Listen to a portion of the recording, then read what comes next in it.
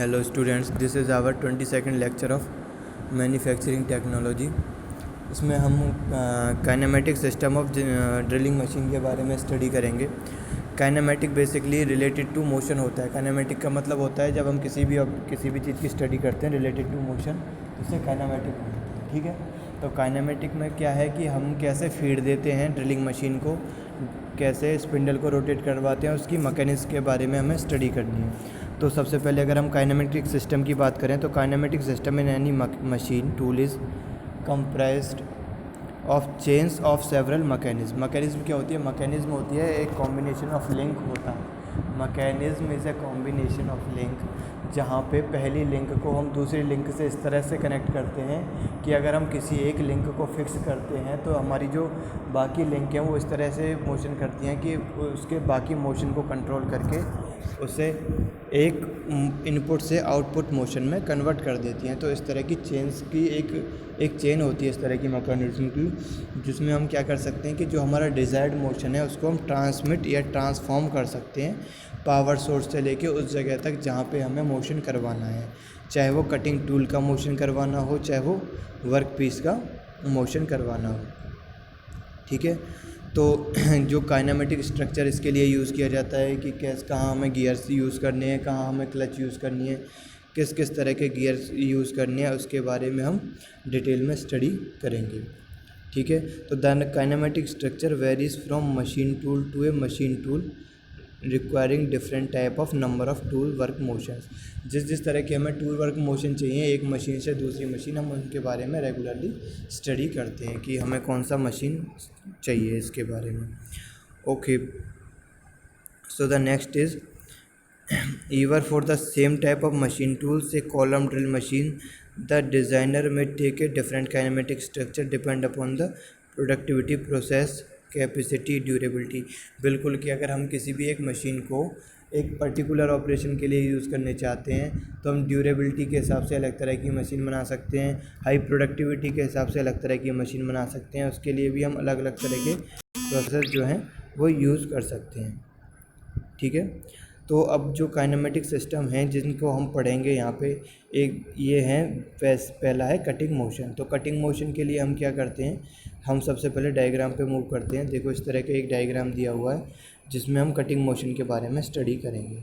तो cutting motion में सबसे पहले अगर हम अपर साइड में देखें तो एक मोटर लगी हुई है। तो मोटर के साथ क्या है, एक शाफ्ट पे गियर लगा हुआ है। ये गियर बेवल गियर से यहाँ हम मीटर गियर भी यूज़ कर सकते हैं। 90 डिग्री में अगर हमें पावर ट्रांसमिट करनी हो तो हम बेवल गियर या मीटर गियर यूज़ करते हैं। तो नाउ RM क्या होता है? RM is the reversal mechanism. तो रिवर्सल मैकेनिज्म यहाँ पे हम दो जगह यूज़ करेंगे, एक कटिंग स्पीड के लिए अलग यूज़ करेंगे, एक फीड के लिए अलग यूज़ करेंगे। तो कटिंग स्पीड के लिए हम रिवर्सल मैकेनिज्म यूज़ करेंगे। उससे पहले हम एक मशीन का लेआउट देख लेते हैं। सबसे नीचे बेस होता है, जो फाउंडेशन होता है फ्लोर के, उसको बोल्ट के नट बोल्ट मैकेनिज्म के साथ इसको फिक्स किया जाता है। उसके बाद जो बेस है, बेस के ऊपर बेड फिक्स होता है एक साइड में, और दूसरी साइड में उसमें कॉलम दिया हुआ है। तो बेड के ऊपर क्या होता है, क्लैंपिंग टूल्स होते हैं जिस पे हम वर्क पीस को इजीली क्लैंप कर सकते हैं। अब कॉलम होता है, कॉलम में सारे गियरिंग सिस्टम और जो भी मैकेनिज्म होती हैं वो होती हैं। उसके बाद क्विल होता है, क्विल के अंदर अब क्या होता है, स्पिंडल लगा हुआ होता है जहाँ पे हम ड्रिल टूल लगा सकते हैं। अब हम क्विल को पूरे को अपवर्ड डायरेक्शन में मूव करवा सकते हैं जैसे हम चाहें। उसके लिए हम मैनुअल मैकेनिज्म भी यूज़ कर सकते हैं और चाहें तो उसके लिए हम गियरिंग सिस्टम भी यूज़ कर सकते हैं। लेकिन जब हमें फीड देना है तब हम गियरिंग सिस्टम यूज़ कर लेंगे क्योंकि वो इजीली रिलेट हो जाता है हमारे कटिंग स्पीड से। जब हमें इसको मैनुअली अप डाउन मूवमेंट करवाना है तब हम अलग मैकेनिज्म यूज़ कर सकते हैं। तो चलो हम इसकी सबसे पहले रिवर्सल मैकेनिज्म ऑफ स्पीड देखते हैं। तो यहाँ पे गियरिंग सिस्टम है सिंपल। इसमें क्या होता है कि गियर कनेक्ट होता है जो हमारी मोटर है जिससे पावर आ रही है, या पुली से भी कनेक्ट हो सकता है। तो जब पावर आ गई तो वो रोटेट करना स्टार्ट करेगा और हमने इस मोशन को 90 डिग्री डायरेक्शन में चेंज कर दिया। अब 90 डिग्री डायरेक्शन में जो हमारा शाफ्ट लगा हुआ है वो शाफ्ट के दोनों तरफ गियर लगे हुए हैं, जिधर से हम मोशन चाहें उधर से दे सकते हैं। तो गियर अगर लगा हुआ है तो एक गियर से दूसरा गियर कनेक्ट है जो कि दूसरे शाफ्ट पे लगा हुआ है। अब उस शाफ्ट पे और भी गियर लगे हुए हैं जिन्हें कि हम आपस में कनेक्ट कर सकते हैं। अब उस शाफ्ट पे जो गियर लगा हुआ है वो तीसरे शाफ्ट के गियर से कनेक्टेड है और तीसरे शाफ्ट का गियर चौथे शाफ्ट के गियर से कनेक्टेड है। ठीक है, तो उस अलग अलग दो गियर हम यूज़ करके एक इस तरह से मैकेनिज्म बनाई हमने कि जो हमारी मोटर की स्पीड आ रही है वो हमने यहाँ पे इधर इसको ट्रांसफ़र कर दिया जहाँ पे हमारा स्पिंडल लगा हुआ है। अब स्पिंडल के साथ स्पिंडल यहाँ तक गियर पे आ गया। अब इसको स्पिंडल पे अगर ट्रांसमिट करना है तो दोबारा से हम बेवल गियर या मीटर गियर यूज़ कर सकते हैं। अब जो बेवल गियर जो हमारा स्पिंडल के साथ कनेक्ट होगा उसके सामने हमने एक वॉर्म व्हील भी लगाया हुआ है जिसके साथ हम अटैच करके इसको अपवर्ड और डाउनवर्ड डायरेक्शन में मूव करवा सकते हैं। तो अलग अलग हम गियर सिस्टम यूज़ करके अलग अलग स्पीड बना सकते हैं और उन स्पीड से हम स्पिंडल को रोटेट करवा सकते हैं। अब क्योंकि हमारे पास मोटर लगी हुई है तो मोटर का हमें एक फ़ायदा होता है कि हम सर्किट को अगर हम चेंज कर दें तो जो रोटेशन है रोटेशन की स्पीड भी चेंज हो जाती है। तो जैसे ही हम सर्किट चेंज किया रोटेशन की डायरेक्शन चेंज हो गई, हमारा स्पिंडल भी अलग डायरेक्शन में मूव करना स्टार्ट हो गया। और ये सारा प्रोसेस हमें एक्सप्लेन करने में इतना टाइम लगता है लेकिन ये इतनी क्विकली होता है कि सेकंड और माइक्रो सेकंड का टाइम लेता है। तुरंत इसकी स्पीड रिवर्स हो जाती है विद इन फ्यू सेकंड जैसे ही कि हम एक सर्किट को चेंज करते हैं। ये बात हुई हमारी रिवर्सल मैकेनिज्म फॉर स्पीड। अगर हम रिवर्सल मैकेनिज्म फॉर फीड की बात करें तो यहाँ पे ये जो वॉर्म लगा हुआ था वहाँ एक और बेवल गियर कनेक्ट है। अब ये स्पीड जो ऊपर हमारी आ रही है क्योंकि स्पिंडल घूमेगा तो ये भी घूमेगा, जब तक स्पिंडल नहीं घूमेगा तब तक ये भी नहीं घूमेगा। तो अगर स्पिंडल रोटेट करना स्टार्ट कर दिया हमारा तो नीचे भी पावर आ जाएगी इस पर। अब इससे भी अलग अलग तरह के बेवल गियर कनेक्टेड है। अब बेवल गियर के दोनों तरफ क्या लगे हुए हैं, हमारे गियर लगे हुए हैं जो दूसरे गियर से कनेक्टेड हैं जो कि अदर शाफ्ट पे लगे हुए हैं। अब उस शाफ्ट पे और दो गियर माउंटेड हैं जो कि तीसरे एक शाफ्ट से कनेक्टेड हैं। अब इस शाफ्ट को रोटेट करवाना हमारा मेन फंक्शन है। उसके बाद इसमें क्लच दी हुई है जिसमें हम क्लच को इंगेज और डिसंगेज कर सकते हैं। अगर हमने क्लच को इंगेज किया तो नीचे जो वॉर्म लगा हुआ है वॉर्म व्हील वो घूमने लग जाएगा। जैसे ही वो वॉर्म व्हील घूमने लगेगा तो हमारा जो गियर लगा हुआ है उसके ऊपर वो भी रोटेशन स्टार्ट कर देगा, लेकिन वो कंप्लीट रोटेशन नहीं होगा।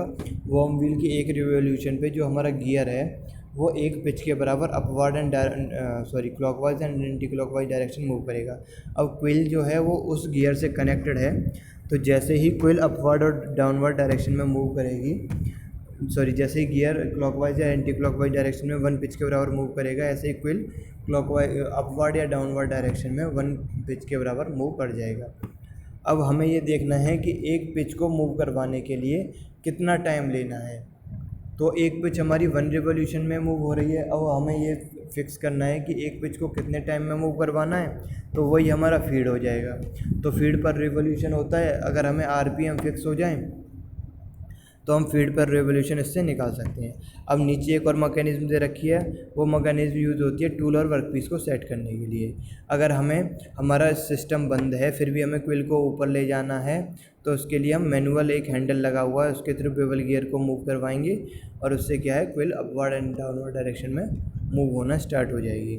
तो इस तरह का मैकेनिज्म अगर हमें यूज़ करना है तो हम कब यूज़ करेंगे, जब हम वर्कपीस या ड्रिल टूल को फिक्स करना है किसी एक पर्टिकुलर पोजीशन पे।